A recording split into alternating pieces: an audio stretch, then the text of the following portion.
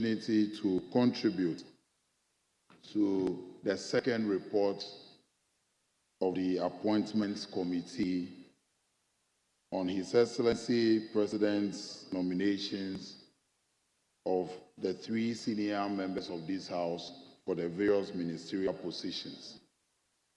I would want to respectfully begin with the Minister-designate for Roads and Highways. The Honorable Kwame Gavins Agbodza, at the vetting yesterday, discharged himself excellently and displayed mastery over the sector. We are confident that given the opportunity as Minister responsible for roads and highways, Ghana's roads infrastructure will see some massive improvement. However, Mr. Speaker, it was quite alarming yesterday to learn that the previous government that boasted of constructing about 11,000 kilometers of roads in 8 years, all of that was nothing. No. Leader. Mr. Speaker, Mr. Speaker,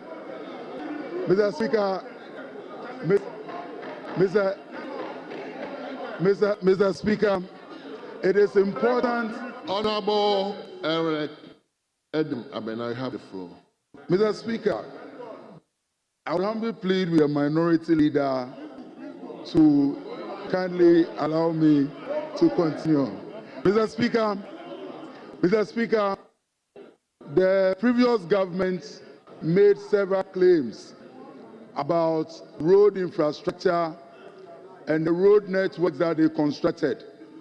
But at the vetting yesterday, it was revealed that less than 700 kilometers of roads were actually constructed.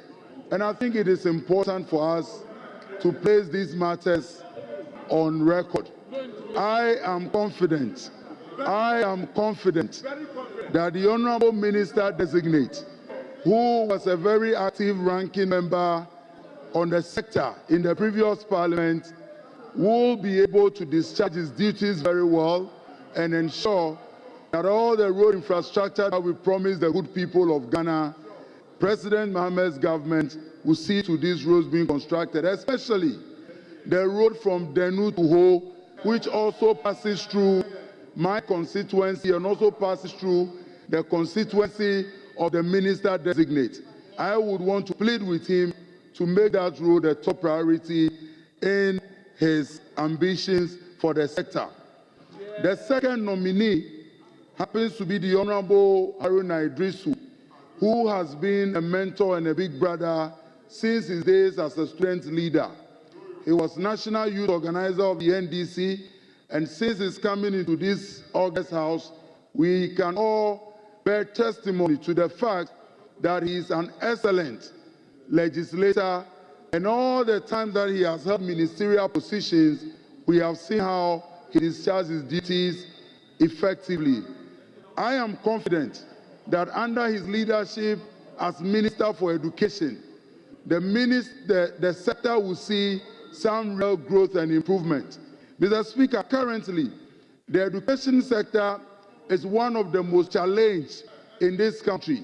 As we speak today, one of the things that is of great concern to me as a young person and as the MP for a constituency that can be described as a rural constituency is the fact that there exists a huge gap between rural education and education in the urban centers. Mr. Speaker, I look forward to a day where children schooling in Gbegbe Junior High School can make the same grades as children schooling in public schools here in Accra. I look forward to Honorable Haruna Idrisu leading the ministry to bridge that gap, especially, Mr. Speaker, learning that since 1992, he is the first Minister for Education from the northern sector. I believe that should serve as a motivation for us to do our best to bridge that gap. Mr. Speaker, in conclusion, in my concluding remarks, with regard to the Minister Designate for Agriculture, we all know the Honorable Hon Opoku. He has become not only an authority, but an institution on issues of agriculture. And he displayed that yesterday before the Appointments Committee. I believe that the agriculture sector will see some steady growth under his leadership. Mr. Speaker, the three nominees, I believe, constitute what we can properly describe as a solid team to move this country forward. Thank you. Thank you.